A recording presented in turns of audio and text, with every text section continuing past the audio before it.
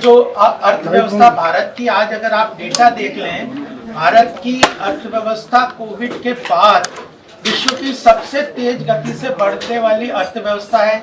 Foreign direct investment Bharat में सबसे ज्यादा आ रहा है। ग्लोबल लेवल पे भारत के प्रति इंटरेस्ट सबका भारत के इन्वेस्टमेंट के प्रति है। अभी मैं एक एग्जांपल देता हूँ, वर्ल्ड इकोनॉमिक फोरम में स्मृति ईरानी जी गई थी भारत को रिप्रेजेंट करते हुए।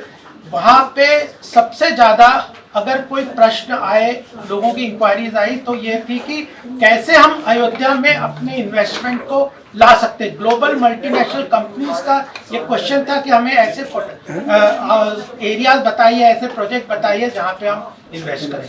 तो मेरे ख्याल से जो संकल्प है, और ये सामूहिक है, किसी व्यक्ति का नहीं होता, सारे समाज का होता है। एक सांस्कृतिक जो धरोहर है उसका भी पीछे बैकग्राउंड है, जिसके बल पे हम इस महत्वपूर्ण काम को करने की इच्छा शक्ति और आगे बढ़ने के लिए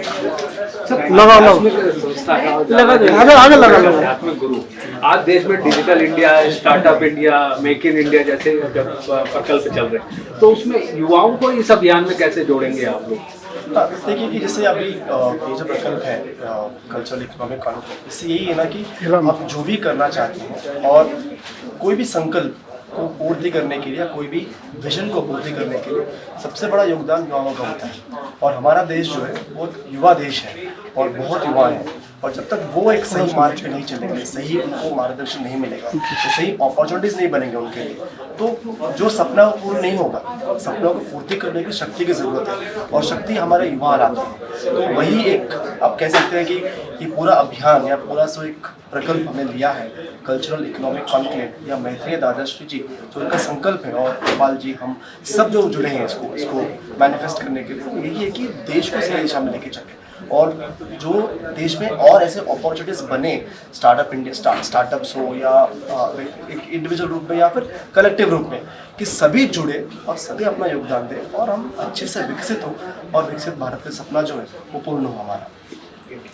देखिए, एक चीज और बता दें कि यहाँ पे ना केस स्टडी के माध्यम से हम लोग चर्चा करते हैं। जिन लोगों ने इन फील्ड्स में अपने यहाँ सक्सेसफुल बिजनेस मॉडल्स बनाए हैं, उन लोगों को हमने बुलाया कि आप अपना कैसे अपनी एक्टिविटीज को, कल्चरल एक्टिविटीज को बिजनेस के रूप में, बिजनेस मॉडल के रूप में आपने सक्सेसफुली आपने इम्प्लीमेंट किया है। तो वो जब अपना केस स्टडी रखेंगे तो वो जो वहाँ पे ऑडियंस है या जिनके माध्यम से हम बाद में भी आउटरीच करेंगे, वो लोग को एक एग्जाम्पल रहेगा, वो स्टेप होगा, एक मार्गदर्शन के रूप में काम करेगा कि वो भी उस बिजनेस मॉडल को अपनाए।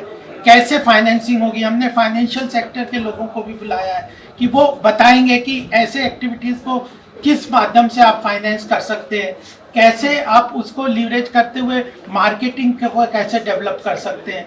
तो यह सारी चीज़ों को आप डेवलप करने का वहाँ पे पूरा तरीके से हम शोकेस करेंगे। जैसे आपने कहा ना कि बहुत इम्पोर्टेंट जो आपने क्वेश्चन पूछा, सरकार ने एक संकल्प रखा है, तो संकल्प सरकार का नहीं है। सरकार जो है, देश के जो जनता है, जो लोग हैं, वो सरकार को चुनते हैं।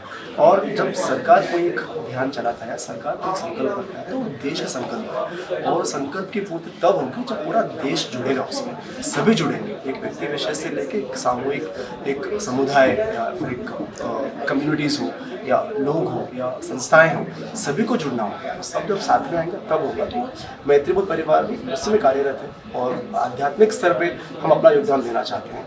तो उसी में हम उसी को देखते हुए ये जो एक इनिशिएटिव है इसको हम लॉन्च कर रहे हैं 6 जुलाई को। बस आप सबका सहयोग रहे तो हम अच्छे से कर पाएंगे इसको। Thank you.